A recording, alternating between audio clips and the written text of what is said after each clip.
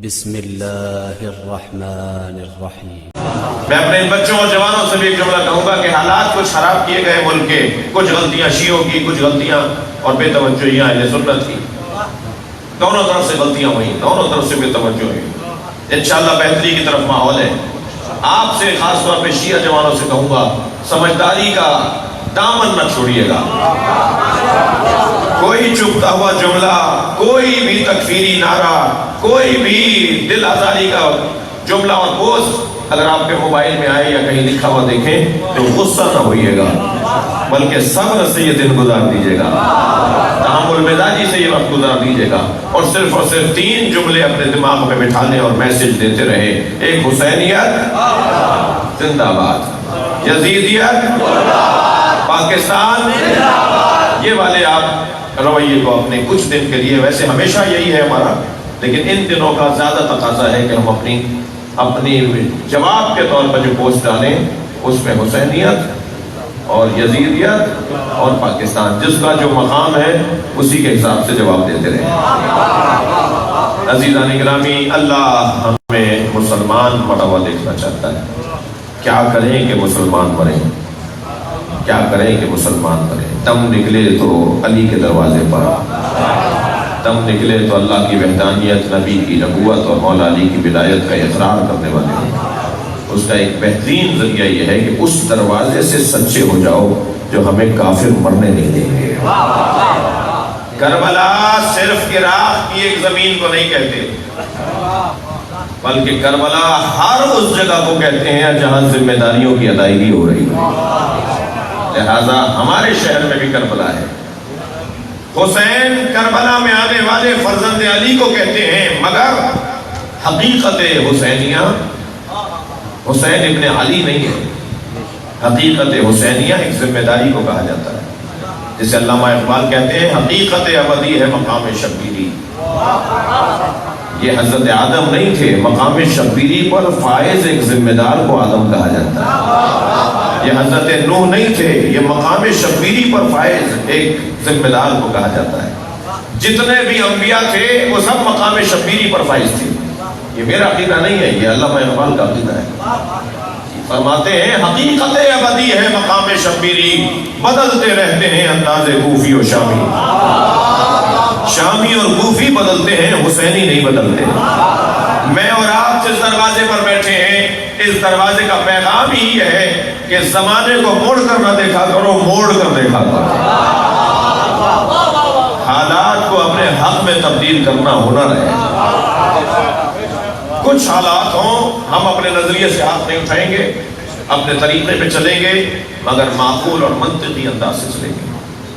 آیت آگے بڑھے، وَاعْتَصِمُوا بِحَبْلِ اللَّهِ جَمِيعًا وَلَا تَفَرَّقُوا، اللہ کی رسی کو مضبوطی کے ساتھ تھامے رکھو، وَلَا تَفَرَّقُوا، اور رسی کے بارے میں جھگڑا نہ کرو۔ رسی کیا ہے؟ مولا نبی سے پوچھا رسی کیا ہے، فرمایا مولا علی سے پوچھا رسی کیا ہے، ایک اور قول فرما دیا۔ مولا علی سے پوچھا یا علی اللہ کی رسی کیا ہے، فرمایا قرآن۔ مولا نبی سے پوچھا یا رسول اللہ اللہ کی رسی کیا ہے، فرمایا علی۔ علی اور قرآن کو ملائیں گے تو اللہ کی رسی بنے گی۔ نہ قرآن لڑنے کا موضوع ہے، نہ علی میں جھگڑا ہونا چاہیے۔ ہم نہ علی کے نام پر لڑیں گے، نہ قرآن کے نام پر ہماری لڑائی ہوگی، اور یہ دونوں ملتے ہیں تو اللہ کا نظام بنتا ہے۔ میرے مولا نے جنگ صفین میں فرمایا خبردار، یہ جو نیزوں پر قرآن اٹھائے ہوئے لوگ کھڑے ہیں ان کے بہکاوے میں نہ ہو۔ یہ جو قرآن تمہیں نظر آ رہا ہے یہ کھالوں پر لکھا ہوا ہے، میں تمہارے سامنے مجسم قرآن کھڑا ہوں، میں بولتا ہوا قرآن تمہارے سامنے۔ اور علی مولا اور قرآن کی دوستی اتنی گہری ہے کہ کبھی علی اور قرآن علیحدہ ہونے والے نہیں ہیں۔ آج بھی ایک علی قرآن کے ساتھ ہے جسے مہدی کہا جاتا ہے۔ ہر دور میں ایک علی قرآن کے ساتھ رہے گا، اور قرآن اکیلا نہیں رہے گا، قرآن کا محافظ موجود ہے۔ ہمیں قرآن بھی اور علی بھی دونوں کو اپنے ساتھ رکھنا ہے، ان کے ساتھ ہمیں رہنا ہے۔ اور میری اور آپ کی تو قسمت ہی بہت بلند ہے کہ ہم مولا علی کو اپنا پہلا امام مانتے ہیں۔ اور عزیزو تسلی کر لو، حقائق کھلنا شروع ہو گئے ہیں. بہت جلد سب اسی دروازے پر آئیں گے.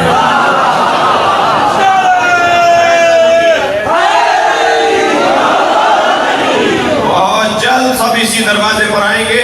رستہ کھلنا شروع ہو گیا ہے. میں تو اللہ کا شکر ادا کر رہا ہوں کہ اس ملک میں امیر فلاں زندہ باد کا نعرہ لگا کے لوگوں نے اپنے چہروں سے نقاب ہٹا دیا.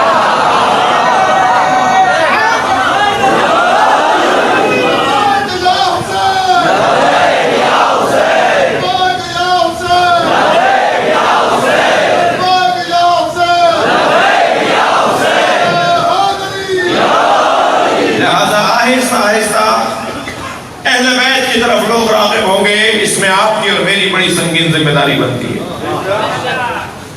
کھل گیا ہے, سامنے آ گیا ہے کہ سنی کون ہے اور غیر مسلم کون ہے. جو یزید کو زندہ باد کہے وہ قرآن و حدیث کی روشنی میں خود مردہ باد ہے.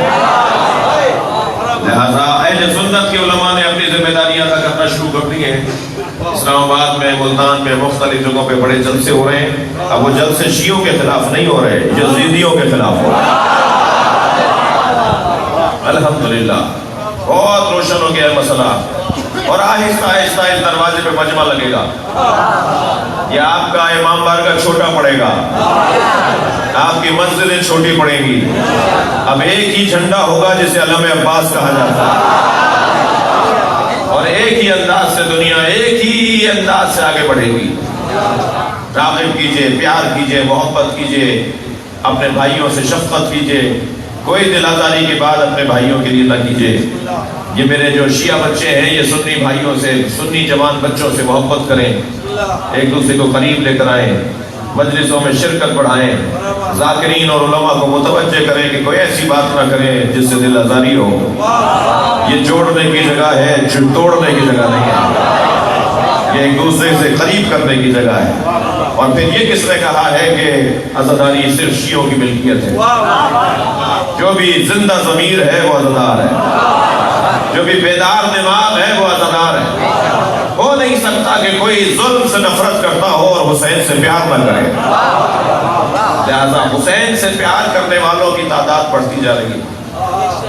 انتظام کریں, نیاز بھی پہلے انہیں کھلائیں جو پہلی مرتبہ مجلس میں آئے ہوں یا کم آتے ہوں یا آپ کے بلانے پر آئے ہوں. یہ کوئی کارنامہ نہیں ہے کہ خود نیاز بنائی اور خود کھا لی. یہ وقت بھی گزر گیا ہے کہ بچوں کو کاٹ کے کھلاتے ہیں.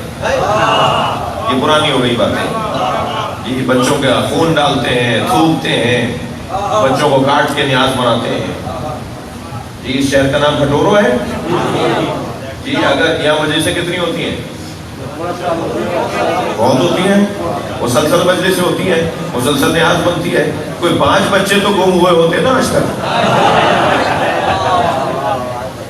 کوئی FIR تو کرتی ہوتی ہے ہمارا بچہ گم ہو گیا, ڈال دیتے کہ ہم نے کاٹ کے کھلایا.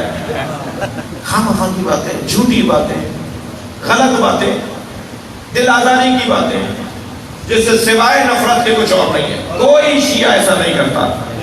اور خبردار سنی بھائیوں سے پیار کیجئے. کوئی سنی یہ والی ہماری طرف سے کوئی ایسی بات نہیں ہونی چاہیے. یہ جگہ جوڑنے کی جگہ ہے, پیار دینے کی جگہ ہے. اور ہم سب حسین کے چاہنے والے اور علی کے مرید ہیں. اللہ اپنے کلام میں ارشاد فرما رہا ہے, خبردار قرآن اور علی کے موضوع پہ لڑائی نہ کرنا. علی لڑنے کا موضوع نہیں ہے, علی تو ہمیں قریب کرتے ہیں.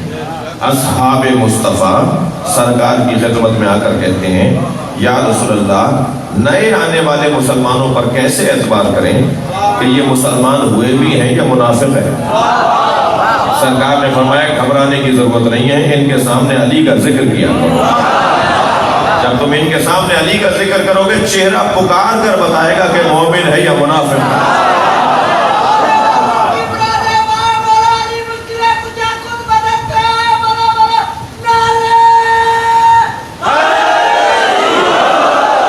میرا سوال یہ ہے کہ یہ قاعدہ, یہ کسوٹی جو اصحاب مصطفیٰ کے زمانے میں تھی, یہ کسوٹی آج نہیں ہے. آج بھی یہی کسوٹی ہے. کیسے معلوم کریں کہ کون منافق ہے اور کون مومن ہے؟ اسی لیے ہر مجلس میں علی کی بات کیا کرو. تاکہ چہرے بھی کھل جائیں اور اگر کوئی منافق ہے بھی تو اس کی منافقت ختم ہو جائے.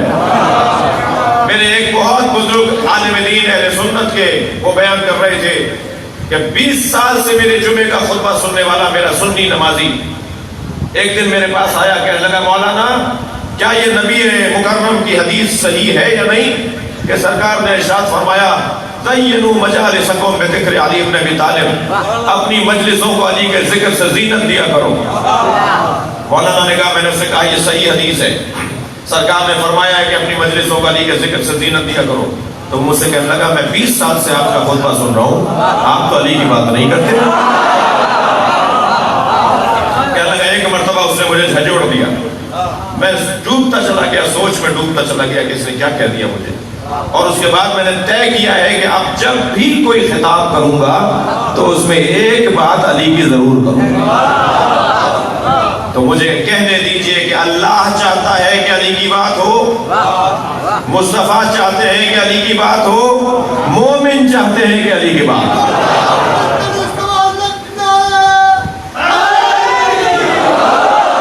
میں نے بہت دیر لگا دی آپ کو منزل تک لانے میں، میری اور آپ کی منزل ہی علی ہے بھائی، ہماری کوئی اور منزل نہیں ہے. ہم ماشاءاللہ علی سے پیار کرتے ہیں، تیرا احسان ہے مولا، ہمارے پاس بخشش کا یہی سامان ہے مولا. جنت کے بدلے چھوڑ دے درے بطول درے علی، یہ سودا ہمیں نہیں کرنا، ہمیں نقصان ہے مولا.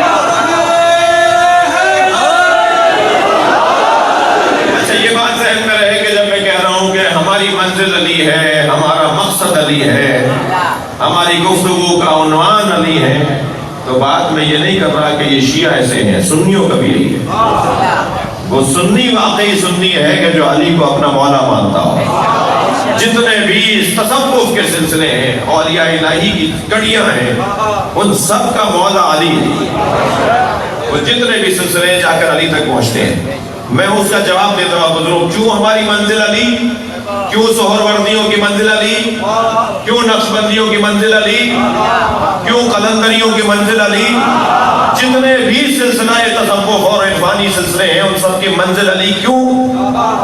وہ جملہ سن لیجئے، اس کی وجہ یہ ہے کہ ذوبوا فی علی کما ہوا ذاب فی اللہ، علی میں گم ہو جاؤ جیسے علی اللہ میں گم ہو گئے. مقصد یہ ہے، وجہ یہ ہے کہ مولا علی کیونکہ تمام تر سلسلے ان تک پہنچتے ہیں، اس لیے پہنچتے ہیں کہ علی سے زیادہ بعد از نبی، بعد از مصطفیٰ سرکار، علی سے زیادہ کوئی اللہ پر قربان نہیں ہے. بھائی میں نفس رسول کہوں یا نفس اللہ کہوں؟ جو بستر پہ سوئے تو نفس اللہ ہو جائے، جو مباہلے میں جائے تو نفس رسول بن جائے. جس نے اپنے آپ کو اللہ اور رسول کے حوالے کر دیا ہو پھر ساری کائنات اسی کے حوالے ہوگی. لہذا علی کا ذکر اس لیے بلند ہے کہ علی کے ہاں خلوص اور اللہ کی ذات میں فنا ہونا سب سے زیادہ متجلی ہوا، تجلی اس میں سب سے زیادہ علی کے ذریعے سے ہوئی. خلوص مولا جب مار رہے تھے بدر میں، احد میں، خندق میں، خیبر میں، خاص طور پہ بدر اور احد میں، یہ جو بعد میں کربلا میں بدلہ لیا گیا یہ بدر اور احد کا لیا گیا. بعد میں تو یہ جنہوں نے بدر اور احد میں پہلی جنگیں تھی نا، پہلی لڑائی تھی. یزید کے ماموں کو مارا، یزید کے تایا کو مارا، اور یزید کے نانا کو مارا، اور اس نے کہا شام میں کہ میں نے اپنے بڑوں کا بدلہ لے لیا. تو یہ بدر اور احد کے معاملات ہیں، اور سب سے زیادہ فضیلت بھی بدریوں مجاہدوں کی ہے. احد کے مجاہدوں کی فضیلت مسلمانوں میں، صحابہ کرام میں، بدری جو مجاہد ہیں نا ان کا مقام بہت بلند ہے. صحابہ کرام میں سب سے پہلا طبقہ کس کا ہے؟ بدریوں کا ہے. سب سے پہلا طبقہ بدریوں کا، پھر احدیوں کا ہے. اور وہ جو بدر اور احد کے اندر علی نے تلوار چلائی، مولا اگر کسی کی گردن کاٹ رہے تھے تو وہ اللہ کی خاطر کاٹ رہے تھے نا. تم اگر ان کا بدلہ لے رہے ہو تو پھر شیطان کی خاطر لے رہے ہو. تو تم بھی برداشت کر جاؤ کہ میرا نانا اگر ایسا تھا، میرا ماموں اگر ایسا تھا، میرا دایا اگر ایسا تھا جس نے اسلام کے خلاف تلوار اٹھائی ہوئی تھی، اور علی نے اس لیے مارا تھا نا کہ وہ اسلام کے خلاف تلوار اٹھائے ہوئے تھے، تو تمہیں پھر ناراض نہیں ہونا چاہیے۔ اس کا مطلب ہے کہ تم اسی زمانے کے ہو اور انہی میں سے ہو۔ عزیزان گرامی، مولا نے تو نہیں سوچا کہ میں آج ماروں گا تو میرے بچوں کے ساتھ کیا ہوگا، اور مولا نے سوچا بھی تو مولا نے اسے نظر انداز کیا کہ نہیں، دنیا میں کون ہے جو آب حیات بھی کرایا ہے؟ 1400 سال پہلے علی کو کوفے میں شہید کر دیا، مزار آج نجف اشرف میں ہے، مگر ایسا علی اللہ کے ساتھ جڑ گیا کہ 1400 سال گزر گئے، قیامت بھی گزر جائے گی، علی دلوں میں بستا رہے گا۔ علی گئے کہاں ہیں؟ علی مرے کب ہیں؟ علی مٹے کب ہیں؟ کیوں؟ اس لیے کہ انہوں نے اللہ کو، اپنے آپ کو اللہ کے حوالے کر دیا۔ بھائی یہ گلاس رکھا ہوا ہے، اس میں آپ دودھ ڈال دیجئے، اس میں ایک سکہ ڈال دیجئے دودھ کے اندر، یہ سکہ جب دودھ میں چلا جائے گا تو اس سے سوائے دودھ کے کچھ نظر نہیں آئے گا، دائیں بائیں اوپر نیچے دودھ ہی دودھ، اس کے علاوہ کچھ اور نظر نہیں آئے گا۔ علی میں ایسے گم ہو جاؤ جیسے وہ اللہ میں گم ہوئے، تاکہ صرف علی نظر آئے، علی کا دشمن نظر ہی نہ آئے۔ ہمارے پاس وقت ہی نہیں ہے کسی اور پر غور کرنے کا، تم اسی میں مرے جا رہے ہو کہ ہم نہیں مانتے، نہیں مانتے۔ ہمارا سب سے اچھا تبرہ یہی ہے کہ ہم نہیں مانتے۔ گالی دینے کو تبرہ نہیں کہتے، مہذب قومیں گالیاں نہیں دیتی، لا تعلقی کو تبرہ کہا جاتا ہے۔ ہم اہل بیت کے دشمنوں سے لا تعلق ہیں، یہی تبرہ ہے۔ ہم اہل بیت کے پیروکار ہیں، یہی تولا ہے، ہمارے دین کا حصہ ہے، ہمارے مذہب کی تعلیمات کا حصہ ہے، اور یہ بیداری ذہن کا ایک بہترین عنوان ہے۔ علی کی بات ہو، کہاں سے بات شروع ہو اور کہاں ختم ہو، تلوار کا میدان ہو تو علی علی، سخاوت کی بات ہو تو علی علی، شجاعت کی بات ہو تو علی علی، غیرت کی بات ہو تو علی علی، عزت کی بات ہو تو علی علی، اور تمام تر باتوں میں علم کی بات ہو تو علی علی۔ علی سے بڑھ کر کوئی عالم نہیں۔ 27 مشکل سوال جوڑ کر لائے مولا علی سے پوچھنے کے لیے، اور یہ سوچ کر آئے کہ علی کو شرمندہ کریں گے۔ چھٹے سوال کے بعد بھول گئے کہ 7واں کیا تھا۔ مولا علی نے بتایا، فرمایا میں بتاؤں کہ 7واں کیا ہے؟ تمہارا 8واں سوال کیا ہے؟ تمہارے 27 سوالوں کو بھی بتا سکتا ہوں، ان کے جواب بھی بتا سکتا ہوں۔ تو کہنے لگے آپ کا علم نبی کے علم کے برابر ہے؟ تو میرے مولا علی کی پیشانی پر بل آ گیا، فرمایا ھذا لعاب النبی، میرا علم تو لعاب مصطفیٰ ہے، میں نے پہلی گھٹی نبی کا لعاب لیا ہے تو مجھے اللہ نے علم عطا کر دیا ہے۔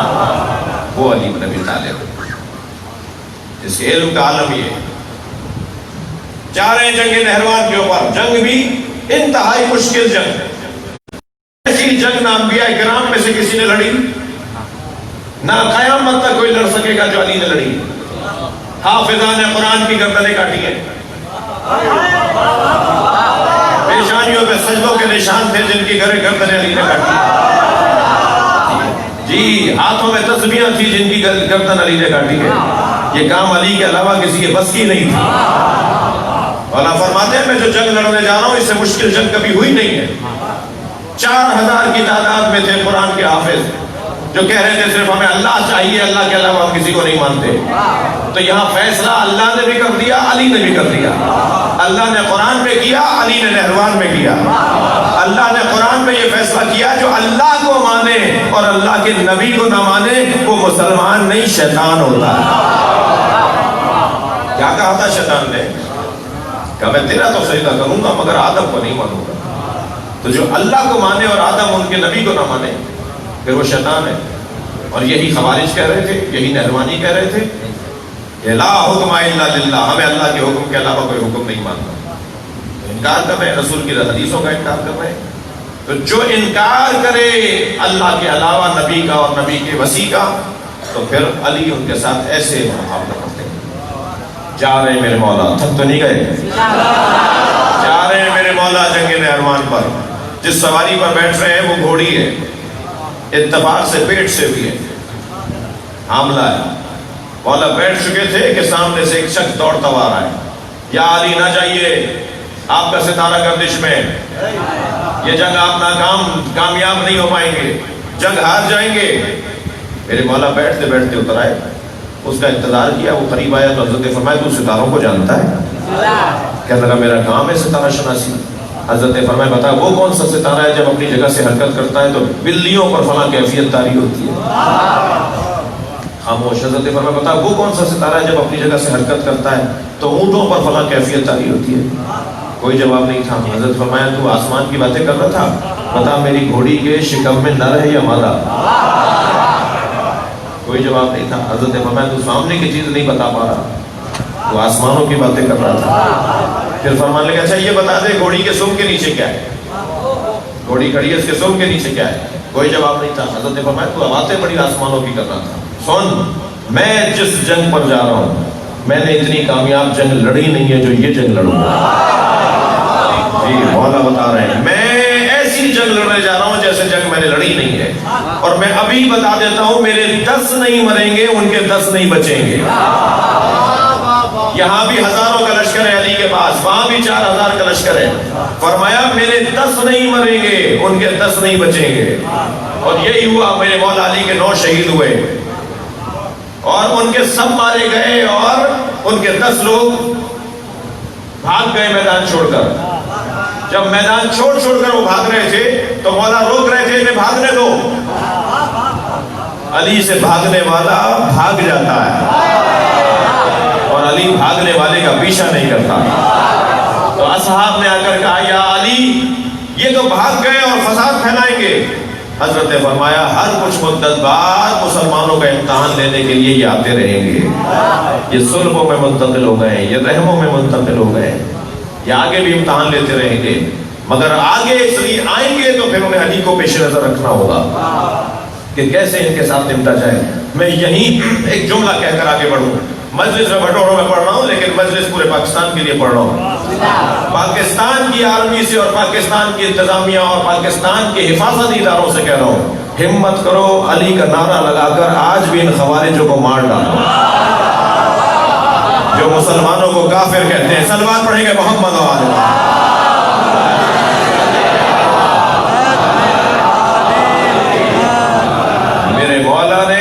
میرے مولا نے جنگ لڑی ہے، جنگ نہروان. علم علی کی کیا بات ہوگی؟ علم علی پر اگر بات ہو تو پھر پوری نہج البلاغہ پہ بات ہو، پھر مولا علی کے علمی کارناموں پہ بات ہو. جناب سلمان ساتھ جا رہے ہیں، ایک چڑھائی چڑھی، چڑھائی کی چوٹی پہ جب پہنچے ٹیلے کے پر تو اس طرف کا جو صحرا نظر آیا تو اس میں انگنت چیونٹیاں، لاکھوں کروڑوں چیونٹیاں انگنت، سورا صحرا چیونٹیوں سے بھرا ہوا ہے. حضرت سلمان کی آواز آئی یا علی اللہ جانتا ہے کہ یہ کتنی ہے. مولا علی مسکرائے فرمایا میں یہ بھی جانتا ہوں کہ اس میں نر کتنے ہیں اور مادے ہیں. نبی طالب کی دید، علم علی کی ایک کا مقام. بہت دیر نہیں کرنا چاہتا آپ کو، بہت دیر سے عبادت نہیں. عزیزان گرامی، تمام تر فضیلتوں میں بڑی فضیلت علم. کیوں اللہ نے آدم کو سجدہ کروایا؟ اس لیے کہ علم ان کے پاس زیادہ تھا. مجھ سے کوئی پوچھے کہ میں مولا علی کو افضل کیوں مانتا ہوں، بھائی یہ کوئی ضدیت نہیں ہے کہ نہیں مانتے تو ہم بھی نہیں مانے. ہم اگر مولا علی کو افضل مانتے ہیں تو کیوں مانتے ہیں؟ دلیل مانگو نا ہم سے. بغیر دلیل کے ضد کرو گے تو تمہارے ہی بچے ہمارے ساتھ ہو جائیں گے، تمہارا ہی خاندان ہمارے ساتھ ہو جائے گا. ضد نہیں کرو، دلیل مانگو. ہم مولا علی کو دلیل جو علم میں افضل مانتے ہیں، افضل مانتے ہیں، اس کا سبب یہ ہے کہ علی علم میں افضل ہے. چلیے ذرا حضرت عمر کیا فرما رہے ہیں؟ لولا علی اللہ ہلاک عمر، اگر علی نہ ہوتے تو عمر ہلاک ہو گیا. جا کے ڈھونڈیے، ایک دفعہ نہیں 70 دفعہ سے زیادہ حضرت عمر نے فرمایا. کب فرمایا؟ جب مولا علی علمی مسئلہ حل کر دیتے تھے. حضرت عمر کا ایک جواب ہوتا تھا یا ایک جواب قاضی دے دیتا تھا، اس کی بنیاد پر فیصلہ ہو رہا ہوتا تھا، اور مولا علی آ کر اس کا دوسرا جواب اور صحیح جواب بتاتے تھے.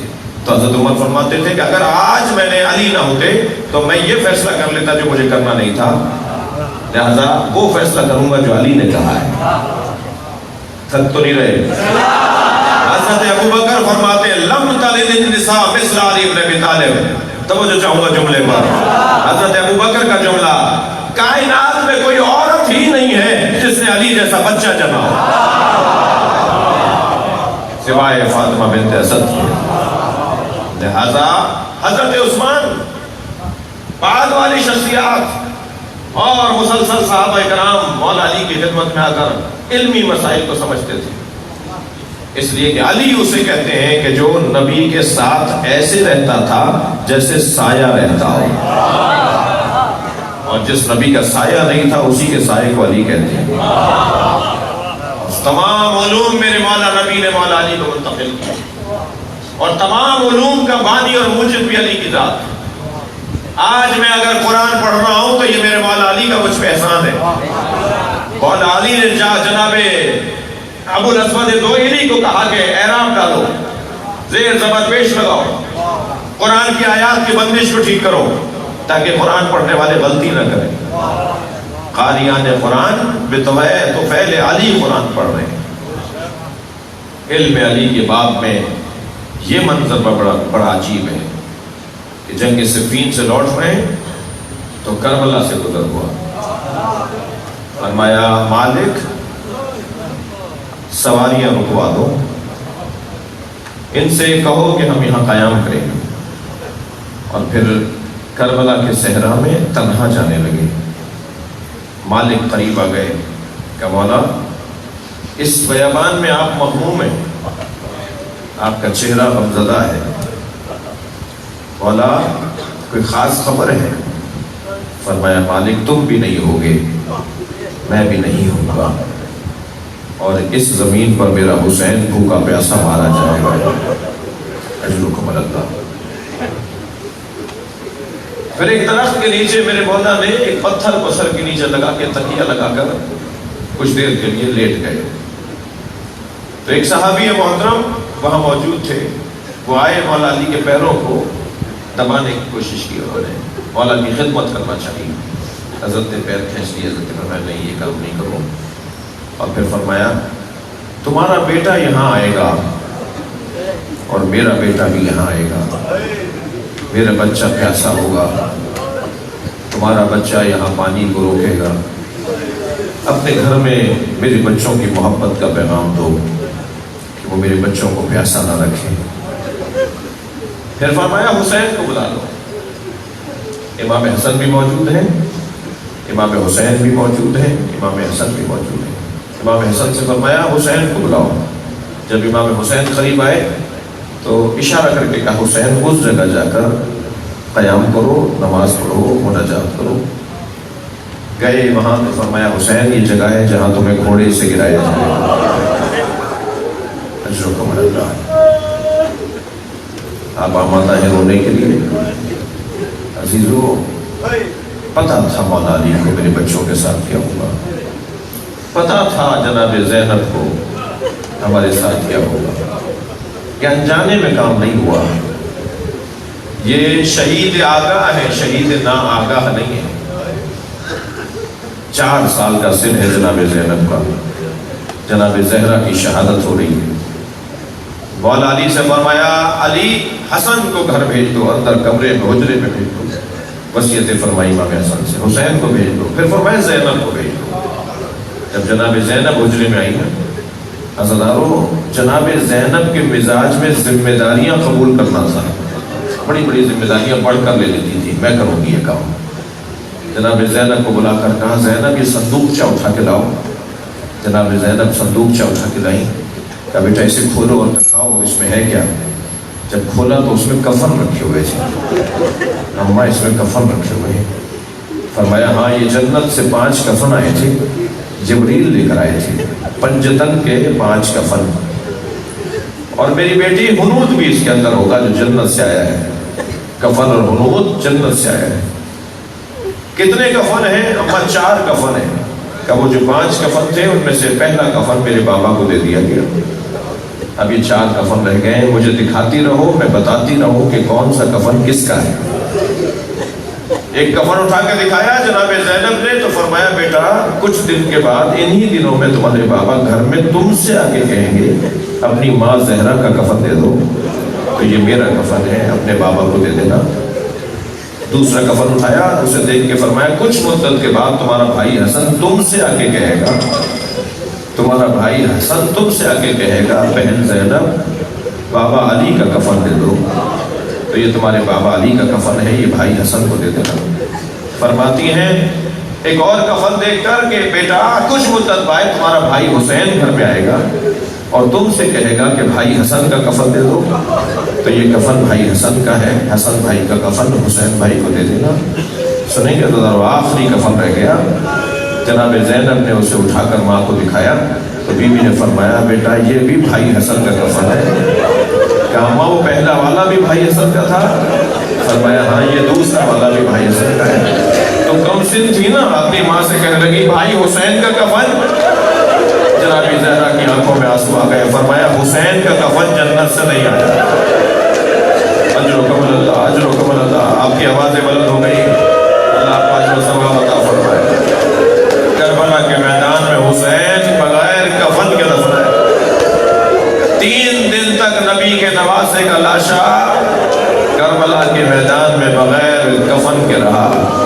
کربلا کی دھوپ حسین کے بدن پہ پڑتی رہی۔ جب مولا حسین کے بدن مبارک کا ذکر کیا کرے نا تو 2 بیویوں کو سلام ضرور کرے، بڑا جگر تھا ان بیویوں کا، ایک کا نام ہے زینب اور ایک کا نام ہے جناب رباب۔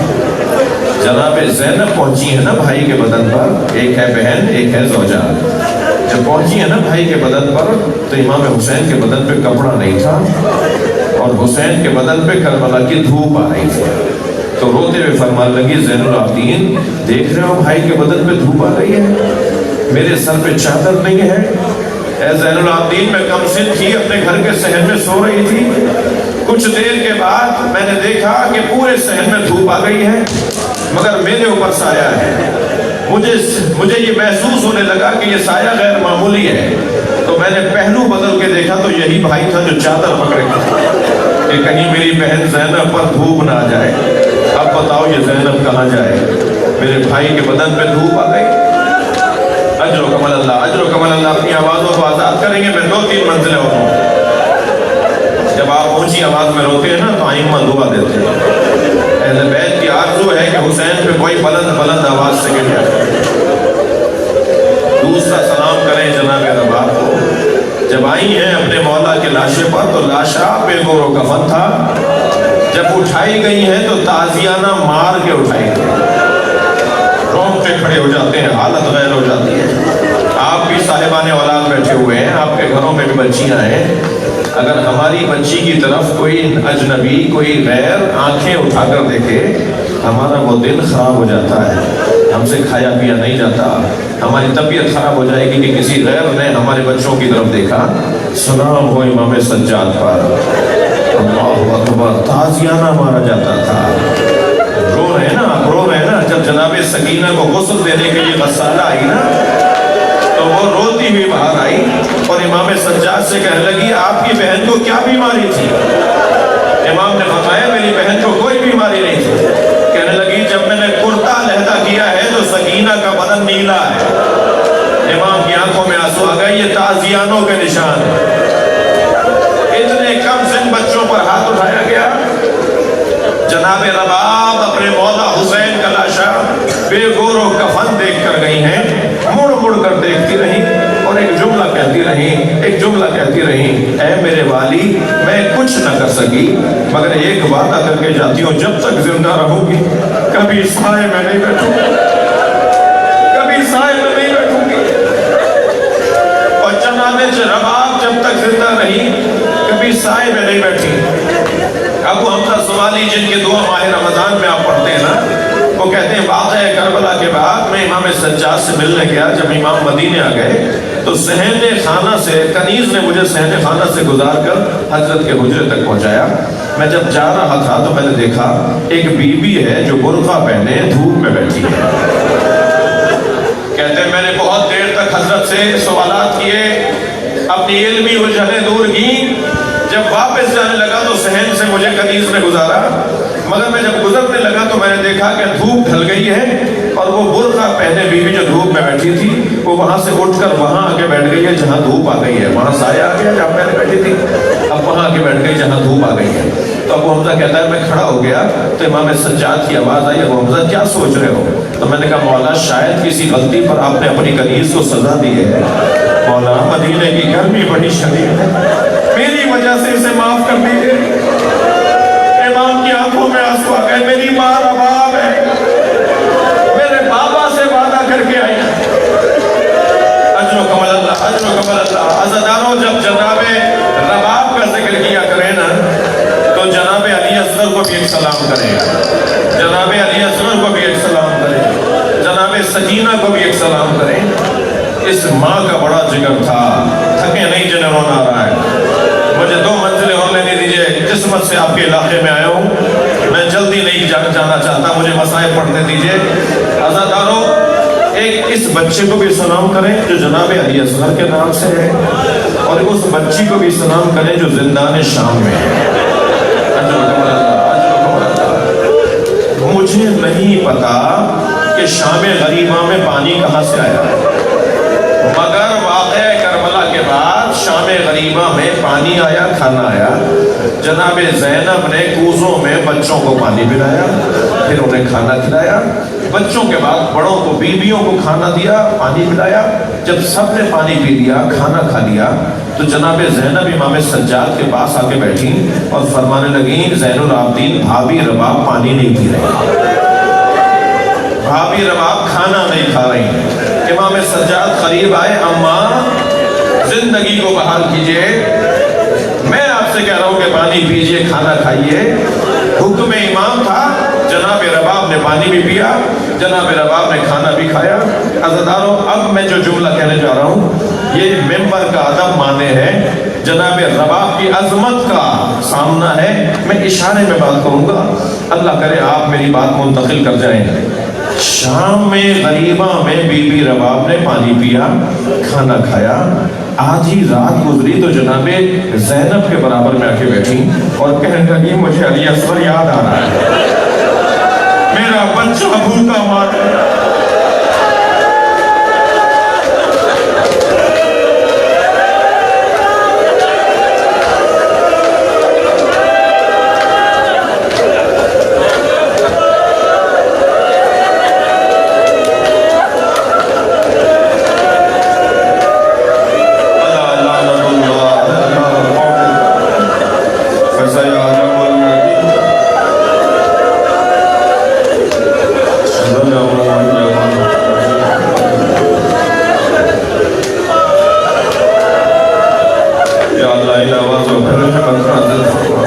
रोने वालों के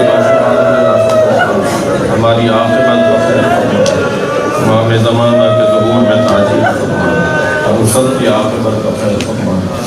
मरहूम मज़दूर फ़कीर मोहम्मद ईसा ख्वाजा, मरहूमा ज़हरा बिन्त बख्शरी, मरहूम रहमतुल्लाह इब्न मोहम्मद ईसा ख्वाजा, तमाम मरहूमीन मोमिनीन मोमिनात हाज़रीन मजलिस, इस शहर के मरहूमीन रहमतुल्लाह अल-फातिहा।